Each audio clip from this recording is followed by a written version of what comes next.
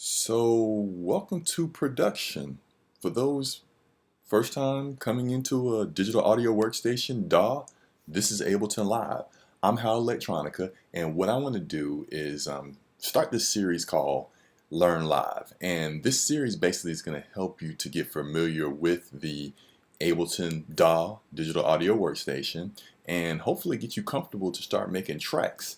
And I'm going to step through this kind of slow, sometimes fast, sometimes animated, sometimes I might get a little boring. But what I want to do is make this very interactive. So if this is not for you, jump on out of here. That's fine. But if it is, stay around because I want to teach you about the interface. And feel free to, in the comments, ask me any questions and I'll get to them as soon as I can. So welcome to Ableton, first and foremost. And you've probably already gone through the installation process and you have this big screen in front of you, this interface. Well, first things first, by default, Ableton should come up, depending on what version you use, into what they call a session view. And a session, not to get too technical too fast, is just the layout of how we're going to build these tracks. And what you see right now in my session is I just have one audio track. If I want to add another audio track, I can hit Control T. For those who just love to do menus, well, come on in, go to Create, and insert audio track. So now we have, just that fast, 3 audio tracks. Pat yourself on the back. You created your first 3 audio tracks in Ableton Live. But, you know, it goes a lot further than that. You got to add some more to it. All right, so give yourself, in the comments, a pat on your back if you're getting comfortable with the tool. Now, your Ableton may look a little different than what you're seeing from me and what I'm displaying. I'm displaying the Ableton Live suite. For those who haven't invested, I encourage you to consider investing in the entire Ableton Live suite. And I may do another video just to kind of show the comparisons and contrasts, because I'm thinking some people probably got Ableton from, maybe they bought a Novation tool, maybe they found somebody who gave them some free software and gave them Ableton Lite. Regardless, you should be able to go through and be able to create music. So what we're going to do right now is just go ahead and continue to get familiar with the interface. Give me a thumbs up if you're still with me, and we're going to kind of talk through this. Well, the next thing I want to teach you is something very important. For those who like to kind of just read and kind of forget things and be like, oh, how did I do that? I know I am. You may want to hit the Shift question mark, and that's going to, as you can see, I'm going to do it a little slower, Shift question mark. That's going to bring up what they call the info view.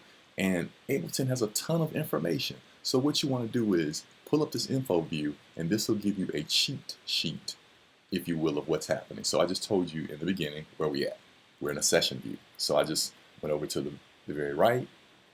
In the upper right hand corner, you see 2 type of slides and interfaces. Here we have our session view. Later, we can get into our arrangement view. But for now, we're just worried about the session. So in this session, we have our top menu bar. The top menu bar is broken down into many different areas. You can link Ableton to different other Ableton tools. You can actually tap out on your keyboard how fast you want your tempo to be. You can actually set your tempo either manually or just waving your mouse up and down. There is a phase nudging. We can get into that later, and that's just increasing and decreasing the tempos. You can also set the time signatures. If you want to be weird, go like, 6/4, etc. You can set your metronome to click and have a sound. You can also set the type of metronome. You set your bars of quantization. You also have follow actions, your arrangement positions, how do you play, how do you stop when you're recording in an arrangement. Let's say you have an overdub in MIDI, your automation, you're re-enabling the automation.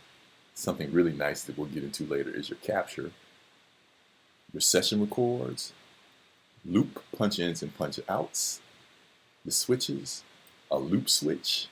You also have punch-in switch.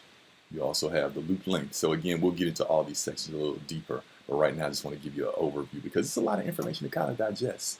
Here, if you want to just draw in a MIDI, if you want to capture by MIDI keyboard, It actually gives you a mode of when you're in MIDI or not. Here's when you're using MIDI, you actually will see some interaction. Here's something else very important. You need to know how much CPU you're using. That can get out of hand after a while. And then also, if your hard disk is going off the chain. All right, so again, we just in this video, we kind of did a fundamental, hey, I just opened up Ableton. What am I looking at? And to review, we're looking at the session view, how things are laid out. So we looked at tracks. We actually created an audio track. We actually went in and showed how to turn on and off the help function or the info section, which again should help you to start stumbling your way into a little bit of mischief. So if you're daring, go ahead and try to create some sort of audio track if you're daring, but that'll be in a video later.